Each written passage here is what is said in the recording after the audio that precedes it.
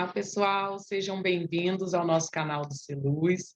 Meu nome é Renata Barros, estou aqui com a nossa querida Júlia Maria, trabalhadora do CEAL, Centro Espírita André Luiz, no Guará. Obrigada, Júlia, mais uma vez por ter aceitado o nosso convite. O tema da palestra de hoje será o capítulo 9 do Evangelho segundo o Espiritismo, né? Bem-aventurados os mansos e pacíficos. Farei uma leitura do livro Sugestões Oportunas, de Torres Pastorino. Caminho. O amor é o vínculo da perfeição. Sede perfeitos, como perfeito é vosso Pai Celestial. Deus é amor. O Cristo é o caminho, porque ninguém vai ao Pai senão por ele. Quero que sejais um comigo, como eu sou um com o Pai. O caminho está à nossa frente, aberto. Jesus, de braços estendidos, aguarda-nos para conduzir-nos ao Pai. Para isso, largou o invólucro físico nessa posição, e mais ainda ao alto, para que todos o vissem. O caminho que ele exemplificou é o do aperfeiçoamento próprio, da vitória sobre nós mesmos. Jesus é o caminho. Quem quiser ser meu discípulo, renuncie a si mesmo, tome sua cruz e siga-me. Renuncie a si mesmo, até pode dizer como Paulo, não sou mais eu que vivo, é Cristo que vive em mim. O Cristo é o caminho. O reino dos céus é semelhante ao homem que possuía muitas pedras preciosas. Sabendo onde se encontrava uma de grande valor, vendeu todas as que tinha, sabedoria humana polimorfa, para comprar aquela, sabedoria divina. O Cristo é o caminho. Eu sou manso e humilde de coração. Mateus, capítulo 11, versículo 29. Credes no Pai? Crede em mim também. Jesus é o caminho na humildade da manjedoura e na simplicidade de Nazaré, na paciência com os enfermos e na caridade com os obsedados, na vitória sobre as tentações de orgulho, de vaidade e de ambições, assim como no sofrimento da cruz. Jesus é o caminho que os 3 magos foram buscar para continuar sua evolução espiritual. Jesus é o caminho, porque ele é o exemplo maravilhoso que se deixou imolar para dizer-nos que só pela dor poderíamos sair de nossos ambientes pesados para subidas evolutivas. Jesus é o caminho, na cruz como no despertar, no nascimento do homem novo que manifesta o Cristo, através de sua personalidade, pois somos o templo de Deus e o tabernáculo do Espírito Santo. Assim seja. Que Jesus nos abençoe no dia de hoje, que possamos nos conectar com a espiritualidade maior e que a palavra da nossa irmã Júlia Maria chegue aos corações dos mais necessitados e de todos que nos escutam. Que assim seja. A palavra é sua, Júlia. Fique à vontade. Muito obrigada. Muito obrigada, Renata, pelo convite, né, pelo carinho da sua recepção. E como a Renata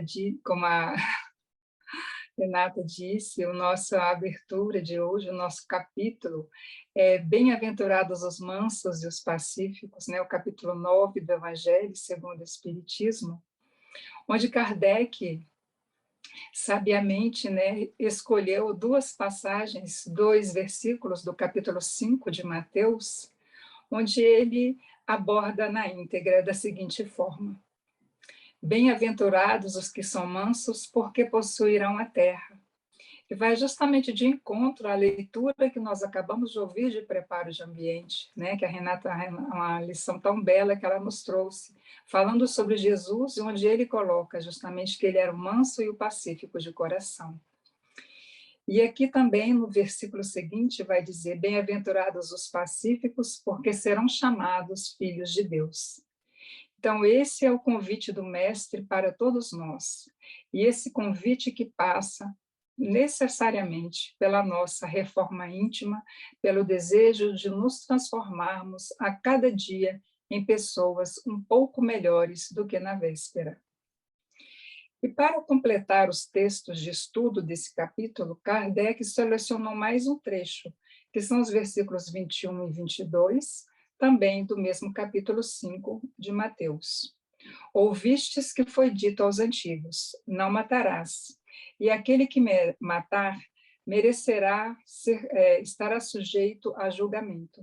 Eu, porém, vos digo que todo aquele que se encolariza com o seu irmão estará sujeito a julgamento, e quem disser a seu irmão raca estará sujeito ao sinédrio, e quem disser louco estará sujeito ao fogo do Geena. Então, vejamos bem que ele está aqui nessa segunda parte, fazendo essa contextuação da maneira de nos referirmos, não só a matar o próximo, a gente já sabe que isso é um dos maiores crimes que nós podemos cometer, né, contra a vida, tirar a vida de alguém, mas ele vai acrescentar que a forma como nós tratamos também o nosso irmão será merecida de julgamento, estará sujeito ao julgamento. E esse julgamento, não pensamos que é Deus quem o faz, porque esse julgamento nós próprios o faremos, porque já temos a lei divina na nossa consciência.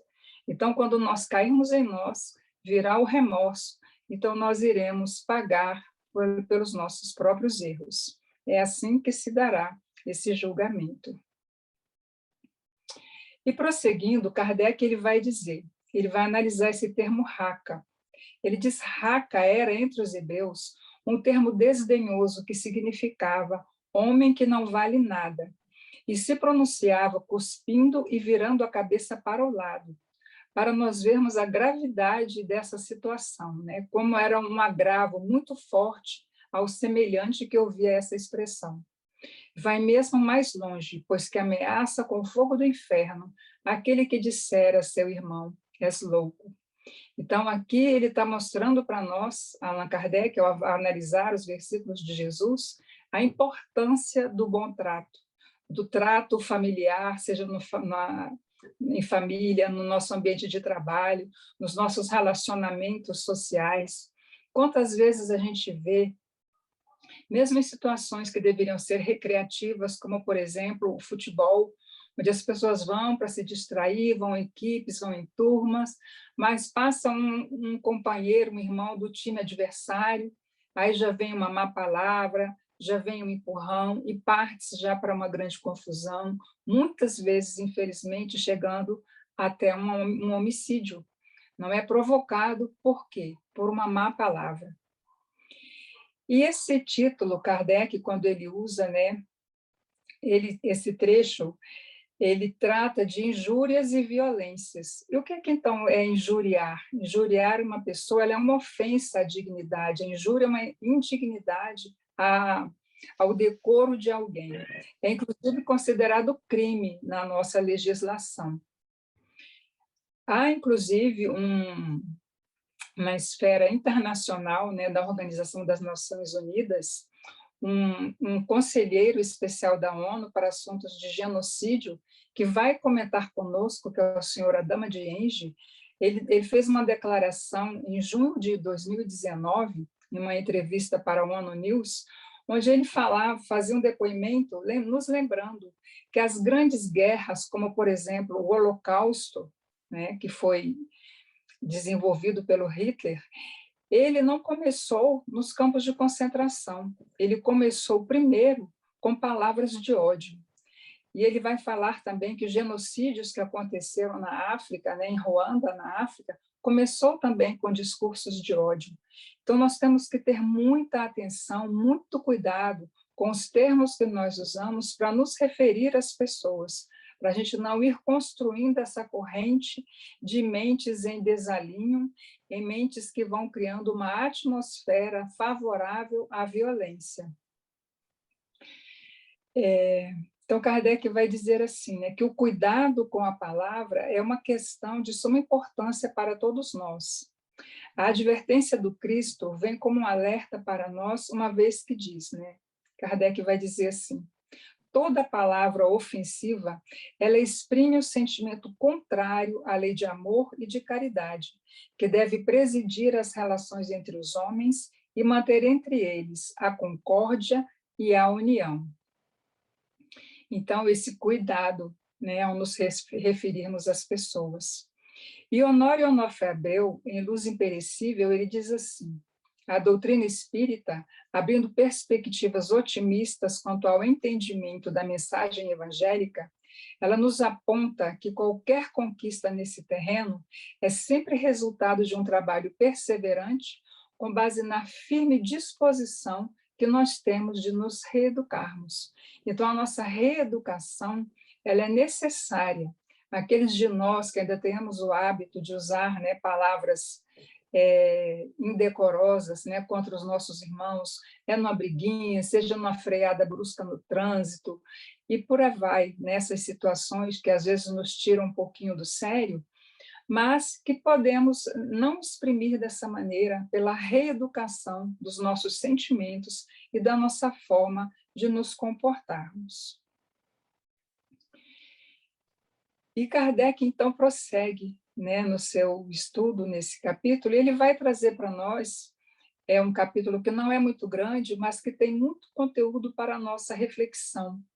Ele vai trazer a seguir, dessas primeiras colocações, as instruções dos espíritos. E o primeiro espírito a trazer a mensagem é o espírito Lázaro, onde ele vai falar sobre a afabilidade e a doçura. E ele vai nos falar o seguinte: a benevolência, que é fruto do amor ao próximo, ela produz a afabilidade e a doçura, que são a sua manifestação. Então, e ele vai advertir: a gente nem sempre pode confiar nessas aparências, porque o mundo ele dá a muitas pessoas, pessoas muito bem instruídas, que elas aprendem a conversar de uma forma muito tranquila, muito adequada, desde que nada as fira. Então ele diz: nem sempre há que se fiar nas aparências. Quantas há cuja fingida bonomia não passa de máscara para o exterior, de uma roupagem cujo talhe primoroso dissimula as deformidades interiores. Por quê? Ela conquistou a educação do mundo, ela se pronuncia muito bem, fala muito bem, sempre com alegria, até às vezes, mas se pisar no dedinho dela, né, se pisar no dedinho, ai meu Deus, né? Como a gente diz no popular, sai de baixo. Então a pessoa se transforma naquele momento. Então, a gente não pode sempre se confiar numa aparência de benevolência. Ele diz que são brandas desde que nada as agaste, mas que mordem a menor contrariedade. E isso é grave e isso acontece.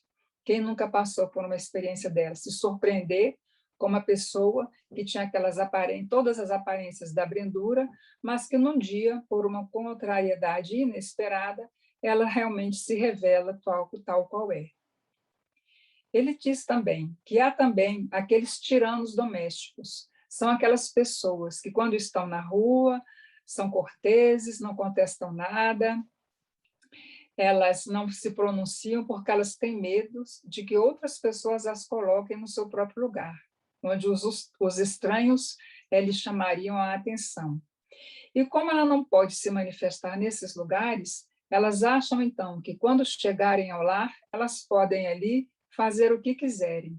E algumas até mesmo dizem, né, quando chegam ao lar, elas envaidecem-se em dizer: aqui mando e sou obedecido, sem lhe ocorrer que poderiam acrescentar: e sou detestado. Então, são aquelas pessoas que fora de casa tratam a todos bem, mas quando chegam em casa, né, acha que é o rei, que todos têm que servi-lo, e causa verdadeiro sofrimento àqueles seus familiares que deveriam ser aqueles a quem ela trata melhor.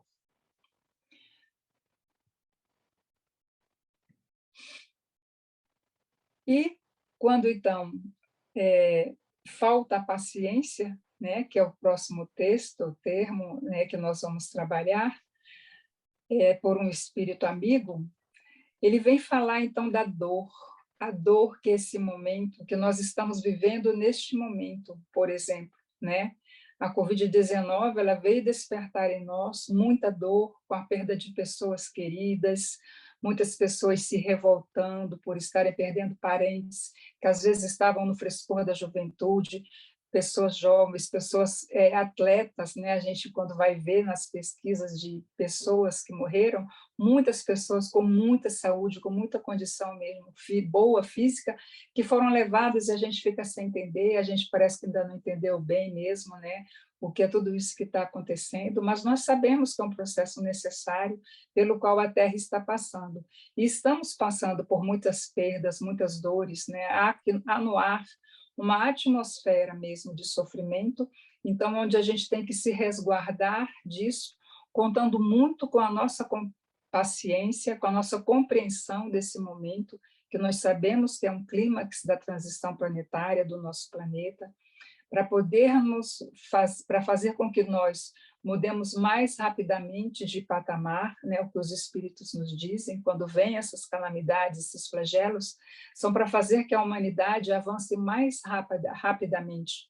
Se nós formos procurar lá nos livros dos espíritos, os flagelos destruidores, nós vamos então compreender bem esse momento que nós estamos passando. Então, um espírito amigo, ele diz assim para nós: a dor é uma bênção que Deus envia a seus eleitos. Então, nesse momento onde tantas pessoas, né, queridas estão partindo, mesmo na minha família nós tivemos uma perda de uma sobrinha, né? Então, a minha irmã ficou muito sentida, todos ficamos, mas pelo fato de termos a doutrina espírita, essa dor vem profunda, mas nós a aceitamos com resignação e com paciência. Mas as pessoas que não conhecem a doutrina espírita, é muito mais difícil para elas aceitar essa situação. É preciso, então, que nós, nesse momento, usemos de benevolência, de caridade para com elas, e se não podemos levar essa palavra de dizer que a morte não existe, porque nem sempre esse é o melhor caminho, nós podemos orar e vibrar por essas pessoas, fazendo esse nosso trabalho de caridade, que também é orar pelos outros nesse momento de provação. Então, a mentora vai continuar.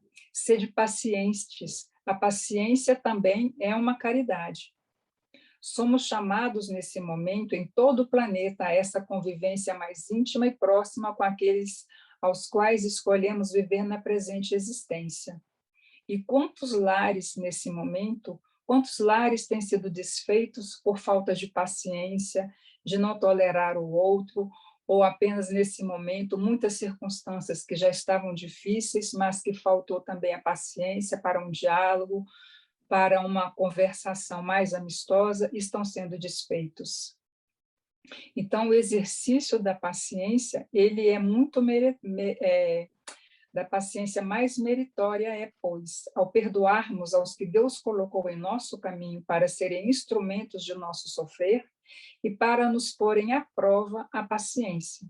Então, essa é a paciência mais meritória.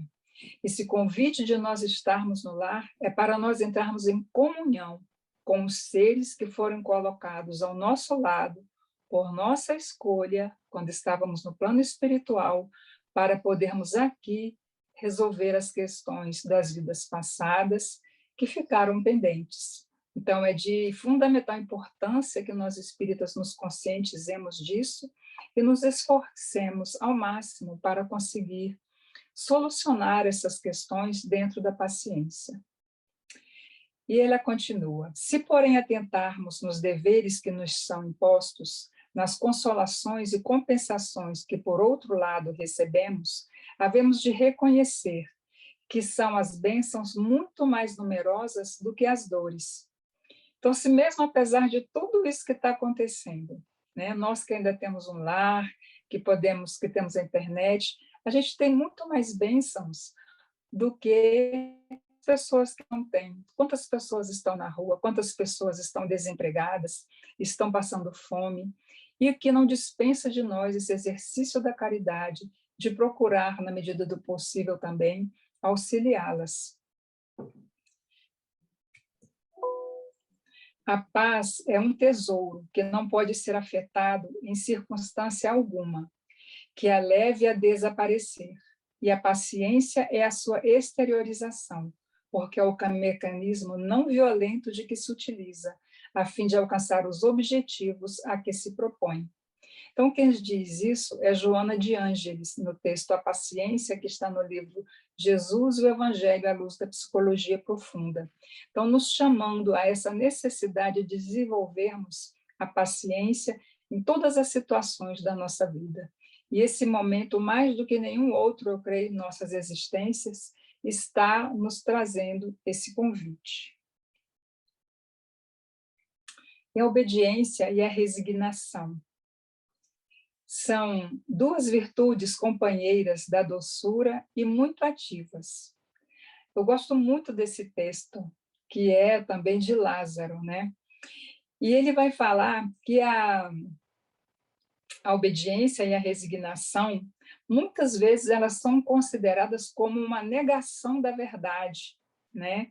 Como se fosse uma fraqueza de espírito, praticarmos a obediência e a resignação. Um exemplo, né, que a gente vai dar agora. Então, a obediência é o consentimento da razão. Então, qual um exemplo disso, né, que a gente vai ver? Por exemplo, nesse momento, né, a questão do uso das máscaras é uma necessidade, é uma obrigação para todos os cidadãos.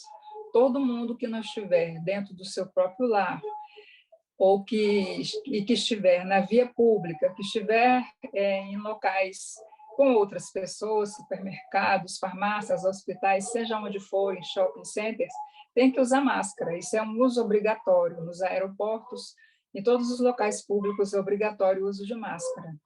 Ainda assim, há pessoas que não usam. A gente vê isso, né? Você vai numa feira, tem pessoas que estão sem máscara. Você vai em determinados lugares, tem pessoas que estão sem a máscara. Isso é o quê? Isso é a desobediência, porque não estão seguindo a razão, porque todos os órgãos de orientação pública, né, na área de saúde, desde a Organização Mundial de Saúde, a Anvisa, todos os órgãos, ministérios, secretarias de Estado de Saúde, nos informam da necessidade dessa obrigação. Então, nós, com a nossa razão consciente, então a gente usa máscara em todos os ambientes onde a gente está. E a resignação é o consentimento do coração. Por exemplo, eu não gosto de usar máscara, é desconfortável, né? Me sinto abafado, mas eu vou usar mesmo assim, porque o meu coração diz que é isso que eu tenho que fazer. Eu gostaria que aquela pessoa que está próxima de mim também estivesse usando a máscara. Então, eu vou fazer a minha parte. Esse é o consentimento do coração. Então, um é pelo nosso entendimento.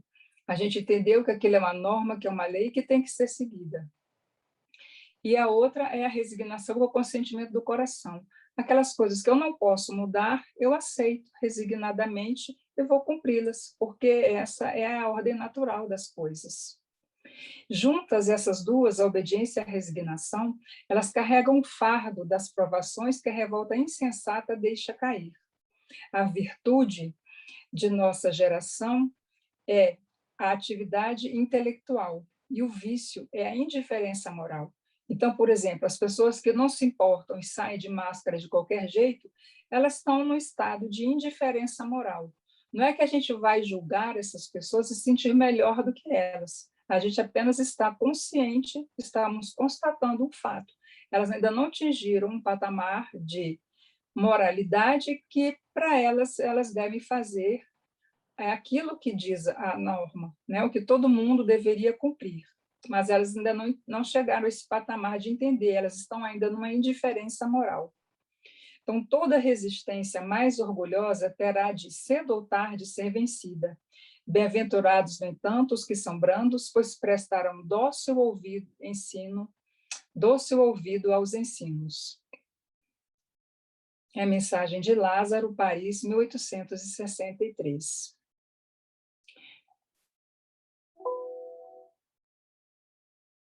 A cólera.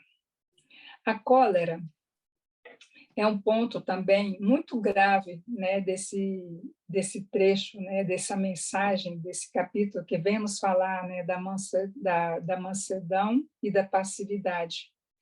Então, a cólera, ela é aquele elemento que fala muito do nosso orgulho.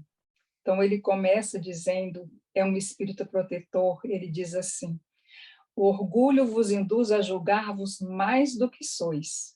Até mesmo as impaciências que se originam de contrariedades, muitas vezes pueris, decorrem da importância que cada um liga à sua própria personalidade, diante da qual entende que todos devem se dobrar. Então, há pessoas que elas são tão orgulhosas que elas não suportam nada, nada que as contraria, elas ficam impacientes, elas não suportam aquilo, mas por quê? É o orgulho que está falando mais alto. E isso as deixa encolarizadas muitas vezes. Então, se ponderasse que a cólera a nada remedeia, que lhe altera a saúde e o compromete até a vida, reconheceria que ele próprio é a sua primeira vítima. E é muito interessante essa passagem, porque eu li outro dia, veja só, no Facebook, uma daquelas mensagenzinhas curtinhas que vem dizia assim, aqui ele já está falando em cólera, lá falava em raiva. A pergunta, o que é a raiva? Aí a resposta do mestre vem, que é um mestre chinês que dá a resposta. Ele diz, a raiva é a punição que você se dá por algo que a outra pessoa fez de errado. Veja, então, eu achei isso se aplica plenamente à cólera, né? A gente fica encolerizado porque alguém fez algo que nos contrariou e essa cólera, ela não vai atingir também em alguma proporção a outra pessoa porque é uma vibração. Mas ela vai atingir primeiro aquele que a sente e ela vai trazer grandes danos àquele que está sentindo. E ele vai acrescentar: a cólera ela não exclui certas qualidades do coração, mas impede se faça muito bem e pode levar à prática de muito mal. O espírita é concitado a dominá-la, pelo motivo de que a cólera é contrária à caridade e à humildade cristãs. Então, nós temos que fazer esse trabalho, né, de dominar essa cólera, de não nos permitir chegarmos mesmo a esse estado. E Hahnemann, que é um espírito, né, aqui quando dá uma mensagem, ele foi também o pai da homeopatia. E ele vai encerrar esse capítulo fazendo-os refletir que a cólera não está na natureza física das pessoas, como se o temperamento de alguém não fosse algo possível de ser mudado. Então, ele diz assim, o espírito pacífico, ainda que num corpo bilioso, será sempre pacífico, e um espírito violento, mesmo no corpo linfático, não será brando. Somente a violência tomará outro caráter. Então, o que isso quer dizer? Ele quer dizer aqui que aquela pessoa que é um espírito, que ele é calmo, ele é sempre tranquilo, ainda que ele venha numa encarnação num corpo, aquele corpo forte, mais bilioso, mais, né, como que poderia ser aquele corpão fortão, ele pode ser extremamente pacífico. A gente não vê, às vezes, aquelas pessoas que são grandalhonas e tudo, mas quando fala, são de uma mansuetude, de uma calma, que a gente até se espanta. E outras pessoas, que é um espírito violento, às vezes está num corpo linfático, aquele corpo mirradinho, pequenininho, mas que se irrita e que explode com tudo. É comum nós vermos isso também no nosso dia a dia, né? Então, uma coisa não define a outra. Então, não é o corpo, né, que vai dar a cólera àquele que não a tem, do mesmo modo que não dá os outros vícios. Então, todas as virtudes e todos os vícios, eles são inerentes ao espírito. A não ser assim, onde estariam o mérito e a responsabilidade? O homem não se conserva vicioso, senão porque quer permanecer vicioso, de que aquele que queira corrigir-se sempre o pode. De outro modo, não existiria para o homem a lei do progresso. Então, Hahnemann, né, deu essa mensagem em Paris em 1863. Eu não sei como é que está o meu tempo. Tá tranquilo. Pode falar mais se quiser.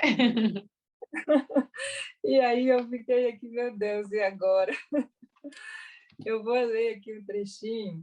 Pode ler, fica à vontade. Então, que eu marquei aqui, que ele termina aqui nesse capítulo da afabilidade e doçura, eu achei muito bonito. Ele diz assim: Aquele cuja afabilidade e doçura não são fingidas, ele nunca se desmente. É o mesmo tanto na sociedade como na intimidade. Esse, além disso, sabe que se consegue enganar os homens pelas aparências, a Deus ninguém engana. Quem deu essa mensagem foi o espírito Lázaro. E vem muito a propósito, porque há pessoas que elas são realmente assim extremamente coerentes consigo mesmas, tanto em família como em sociedade. Elas não se desmentem nunca. E isso é uma preciosidade, é um exemplo, né, quando a gente encontra pessoas assim. E Jesus foi esse maior exemplo que nós tivemos, porque o mestre, ele foi preso injustamente, ele foi torturado, ele foi coroado de espinhos, foi vestido com uma roupa injuriosa, né, exposto ao ridículo, foi cuspido no rosto e Jesus permaneceu mudo, dando esse exemplo da mansidão que deve ser uma conquista de cada um de nós em todos os momentos de nossa vida. Seja numa briga no trânsito, é um sinal que alguém avançou na sua frente, foi uma buzinada que alguém te deu sem você merecer, ou você às vezes também cruzou alguém, se desculpar. Então são esses ensinamentos que nós precisamos colocar. Jesus, quando foi carregar a sua cruz ali, né, carregar aquele madeiro infamante, né, que a gente fala, ele foi com toda a humildade e passividade, mansuetude e passividade fazendo aquilo. Quando ele foi colocado na cruz e lá do alto ele diz: Pai, perdoai-os, eles não sabem o que fazem. E ali, naquele momento, ele é o pacificador, que é diferente do pacífico, né? Da mansuetude do pacificador, porque é o pacificador, então ele leva essa paz a todos. Ele tira dos outros, aqueles que estavam ao seu lado, o desejo de querer se vingar, porque ele faz a concórdia entre todos. A gente pode citar aqui alguns pacificadores: Mahatma Gandhi, Nelson Mandela, o Bispo Desmond Tutu, Martin Luther King, foram todos pacificadores, mas Jesus segue sendo o nosso maior exemplo. Então, que nosso dia a dia a gente possa tratar o nosso próximo como nós gostaríamos de ser mudados, de levar essa mensagem de amor, de paz, de transformação, que deve começar por cada um de nós. Então, ao invés de julgarmos o nosso irmão, vamos olhar para ele com aquele olhar de caridade, da caridade como entendia Jesus e como Kardec perguntou no Livro dos Espíritos. Qual era o sentido de caridade como a entendia Jesus? E os Espíritos responderam: benevolência para com todos, indulgência para com as imperfeições alheias e perdão das ofensas. Então, que a gente consiga, a cada dia, um pouquinho, ir conseguindo praticar a benevolência, a indulgência e o perdão com as injúrias que fizerem contra nós. E nós, de nossa parte, nos esforcemos para não cometer nenhuma injúria contra ninguém. Não é? Então, esse é o meu desejo para nós, que a paz do Senhor nos abençoe. E, neste momento, então, devolvo a palavra para a Renata. Obrigada, Renata. Obrigada, Júlia. Sua palestra maravilhosa, né? Nos relembrando do compromisso que a gente fez no plano espiritual, né? De sermos melhores, de desenvolvermos essas virtudes que estão todas dentro de nós, mas às vezes a gente, né, deixa esquecidinha, como a paciência, a benevolência, que a gente precisa colocar em prática, né, nos dias, no nosso cotidiano, no nosso dia a dia, com os nossos entes queridos, né, com as pessoas que estão ao nosso redor. A gente começa a caridade dessa forma, né, com as pessoas que estão ao nosso redor, com os nossos familiares, para a gente aprender a colocar também em prática posteriormente aos nossos desafetos, né, ao longo das nossas vidas, das nossas encarnações. É isso mesmo. Né? Maravilhoso o lembrete da palestra de hoje, que a paciência não é uma virtude tão fácil de ser adquirida, mas que a gente precisa ali, né, plantar todo dia esse exercício, né, de autoconhecimento. Muito obrigada. E eu peço que você faça a nossa prece final, por favor. Tá ok. Obrigada. Então vamos elevar mais uma vez o nosso pensamento a Deus, agradecer ao Pai por a oportunidade da presente encarnação, de conhecermos, Senhor, a tua doutrina maravilhosa, que nos esclarece de onde viemos, por que aqui estamos e para onde vamos. E que a cada dia mais o nosso desejo de nos tornarmos melhores possa permanecer e que a cada dia nós vençamos a nós mesmos, as nossas dificuldades, as nossas limitações. Que a tua paz, o teu amor nos envolva e também a todo o nosso planeta, que neste momento está convulsionado e que precisamos sentir-vos a presença, pois sabemos que estás junto de nós a todos os instantes da nossa vida. Fica conosco, Senhor, e nos protege, hoje, agora e sempre. Obrigada, Júlia. Obrigada Eu que pelo... agradeço a oportunidade, Renata, mais uma vez. Obrigada. Obrigada por compartilhar seu conhecimento. E muito obrigada a todos que nos acompanharam hoje. Esperamos vocês na quinta-feira. Muito obrigada.